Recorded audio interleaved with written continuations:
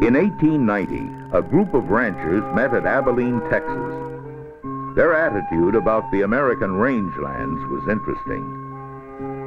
None of us know or care to know anything about grasses, native or otherwise, outside of the fact that for the present there is a lot of grass, the best on record, and we are getting the most out of the grass as long as it lasts.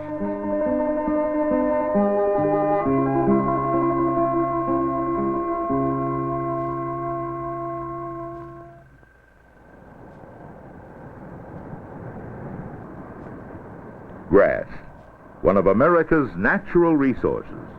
For the most part, it's taken for granted. Rangelands cover as much as 44% of the Earth's land surface. Within the North American continent, there is a variety of rangeland. Let's take a closer look at several states that make up a large part of the North American rangelands. They are Montana, North and South Dakota, Nebraska, and Wyoming, the Old West region. The vegetation within these areas developed under drought, fire, flood, insects, and disease, and always survived. For many centuries, rangelands supported millions of buffalo and other grazing animals. The arrival of homesteaders and stockmen altered the use of the rangeland. Much of the native sod in the Old West region was broken shortly after the turn of the century. The remaining land supported large herds of cattle and sheep until much of the land was abused.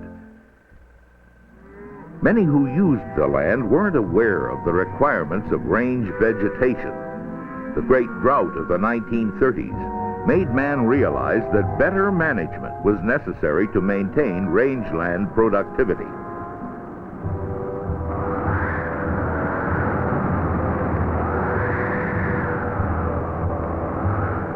But why are rangelands so delicate?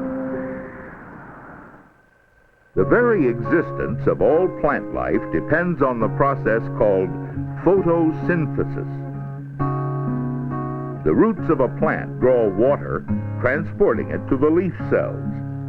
Within the cells, green chlorophyll captures the radiant power of the sun.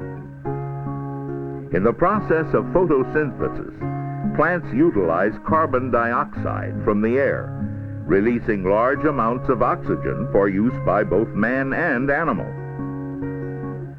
Plant growth is initiated each spring from food stored in the root system during the previous growth period. Once enough green leaf material is present to manufacture food, these root reserves are replenished. During dormant seasons, plants remain alive by using this food stored in the roots, and the cycle is repeated annually. This cycling can be maintained as long as the rule of thumb, take half, leave half, is recognized.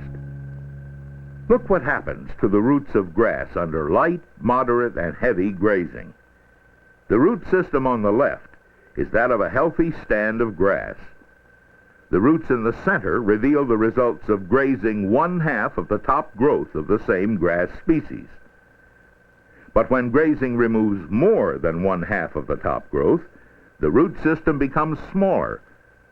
Roots must not only increase in size as a plant grows, but at least 30% of all grass roots must be replaced annually. In order to inventory any unit of range and determine its grazing capacity, one must first identify the range site and determine its condition. Range sites are distinct kinds of rangeland that differ in their ability to produce native vegetation. A pasture may consist of a number of different range sites, depending on the topography, the occurrence of different parent materials, and the soil depth and texture. Range condition for each range site may be classed as excellent, good, fair, or poor, depending on how much the present vegetation departs from the natural potential. Range condition, then, is simply the state of health of a unit of rangeland. Poor range health is similar to poor health in livestock or humans, and limits the productive potential of the range. Few stockmen permit their livestock or a good saddle horse to get down in condition, but the condition of their rangeland may suffer every year. This range site is in excellent condition. Productive grasses dominate the site. There are few, if any, weedy plants. This site is in good condition and still produces high-quality forage and good animal gains.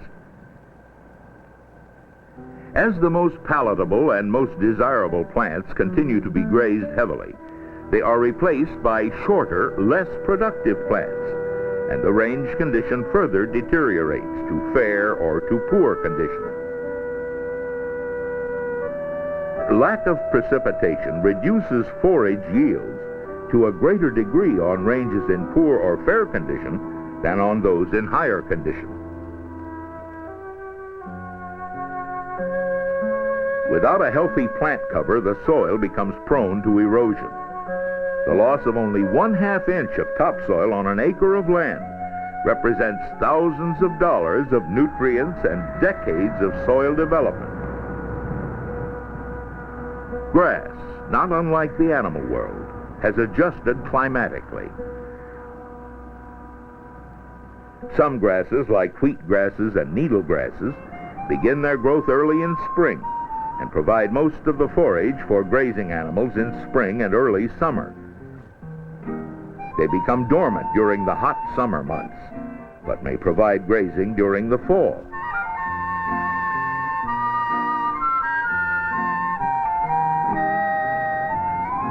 Warm season grasses begin growing later in the spring and make most of their growth during the hot summer months. Examples include blue stems, switchgrass, grommas, and buffalo grass. Most rangelands of the Old West region provide ideal nutrition for grazing animals because they contain a mixture of both cool and warm season grasses. A large number of forbs and shrubs are also very important plants throughout the region. Continued use of rangelands will require proper range management to assure sustained productivity. There are several management techniques that can contribute to the improvement and stability of our rangelands. To assure that grass is not overgrazed, a method of allowing grass a periodic rest has revealed surprising results for increasing plant vigor and production. Numerous terms have identified the idea. It's called rotation grazing, rest rotation, or deferred rotation. Regardless of name, the method works in restoring the vigor or health of grasses.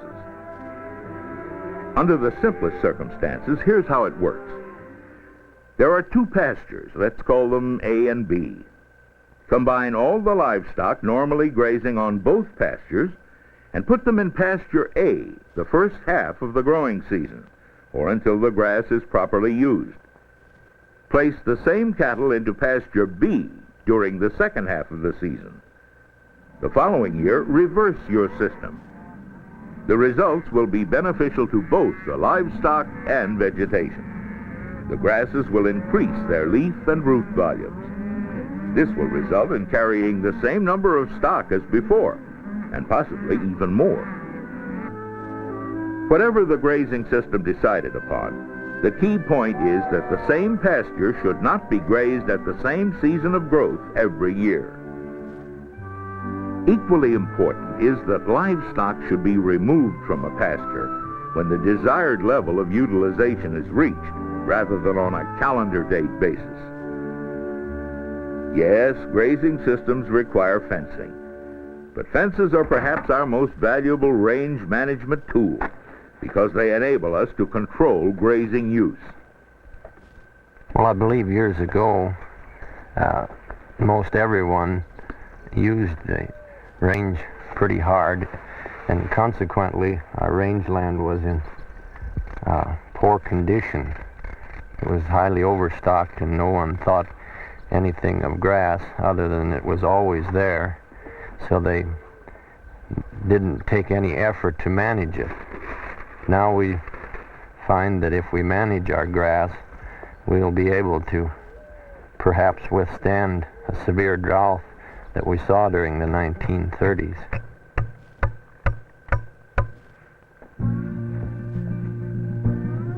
In the Old West region, one method of deferring grazing of native range for the first month or two of the growing season is the use of introduced grasses in a special pasture. Grasses most frequently used for spring and early summer pastures are crested wheatgrass and Russian wild rye. Irrigated pastures are also becoming more common in parts of the region and provide a complement to native range. Any supplemental pasture must be tailored to suit the management plan of the ranch.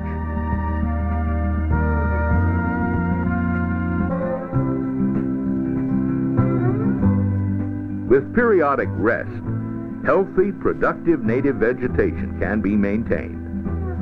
But if a unit of range becomes overgrazed, an extended rest period may be necessary to restore the kinds of vegetation that nature had there in the first place.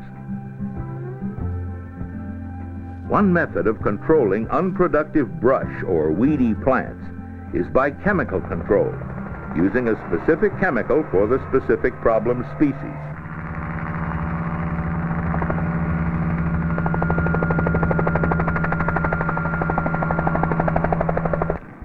Another method of controlling certain undesirable plants is with the use of prescribed burning.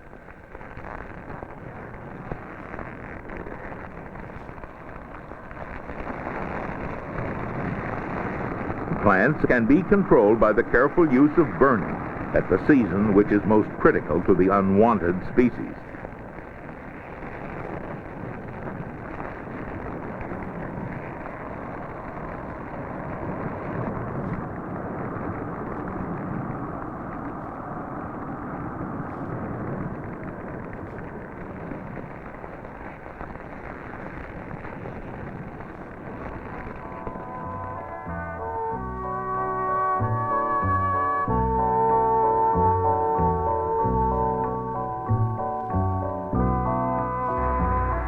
Mechanical methods are also successful in controlling undesirable vegetation.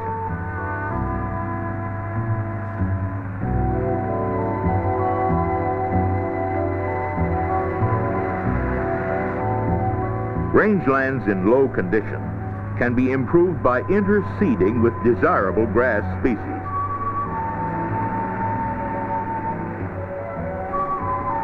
The land should then be rested for at least 2 growing seasons to permit the new plants to mature and gain vigor.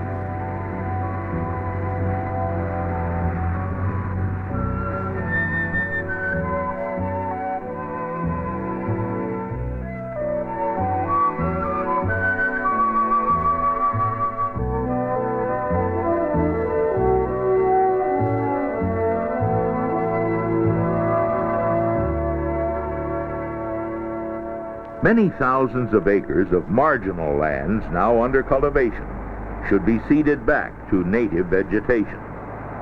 Unfortunately, many tons of valuable topsoil have already washed and blown from these cultivated acres.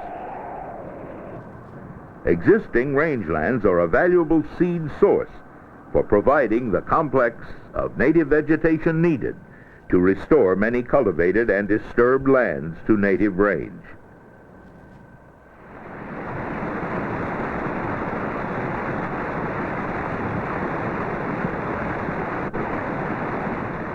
While water is the vital source to all plant life, it can also cause further deterioration of low-condition rangeland prone to erosion.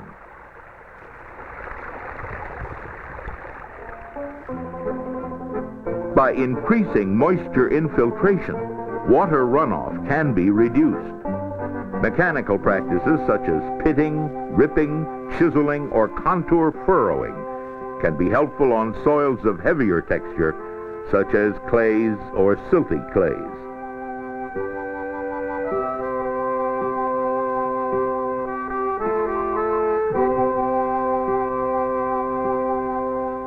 Where a healthy plant cover exists, there is mulch, or layers of dead grass near the surface of the soil. Mulch also reduces soil water loss through evaporation and minimizes erosion.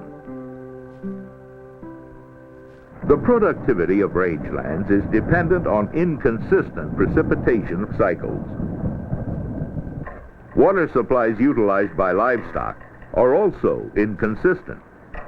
The condition of rangelands is a major factor in determining both the quantity and quality of water available for man's use. The construction of stock dams and other types of livestock watering facilities have provided more water of better quality. The development and control of water has permitted better distribution of livestock, which has led to more uniform use of the vegetation.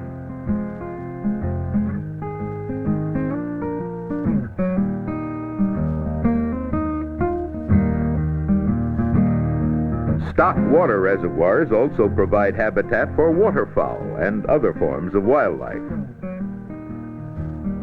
Water facilities require some form of protection from livestock traffic. The building of an enclosure or the reseeding of the banks helps to reduce structural damage, erosion, and siltation.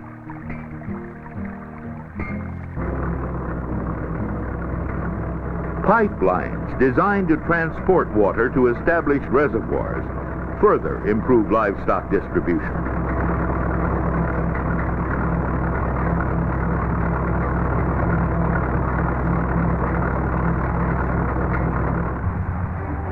Salt and mineral supplements should be placed to attract livestock to lightly used areas. Careful placement of salt prevents unnecessary overuse near watering facilities or other areas where animals congregate.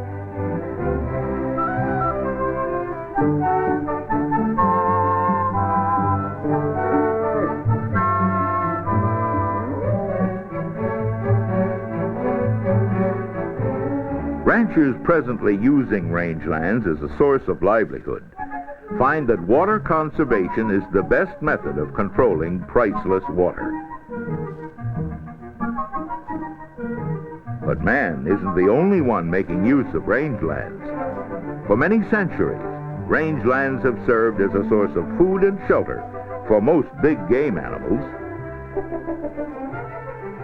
upland birds, and smaller animals, all part of our American rangelands.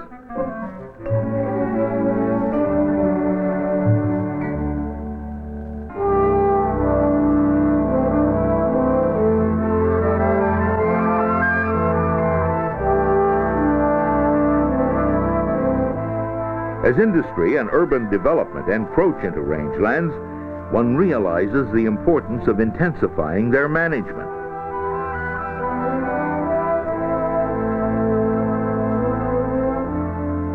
Ranchers practicing proper range management on their land are finding their efforts pay off. We run a rather unique operation here in that we do not supplement cake or any cereal grains in the wintertime. The cattle that you see have been raised completely on grass and the hay that has been raised on this ranch. So grass is all important to the rancher in several respects, in that it is the only commodity that we have to sell, because without it we would have no livestock. No sheep, no cattle, no horses, no wildlife.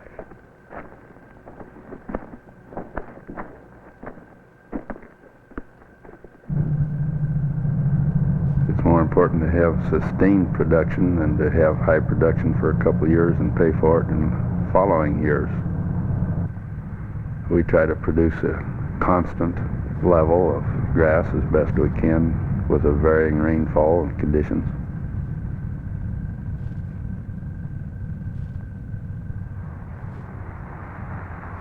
I do think that the ranchers have done a pretty fair job, and I think we'll see a higher level of management and increased production, and also I think we'll see a greater awareness both by the public and by ranchers of the value of grasslands.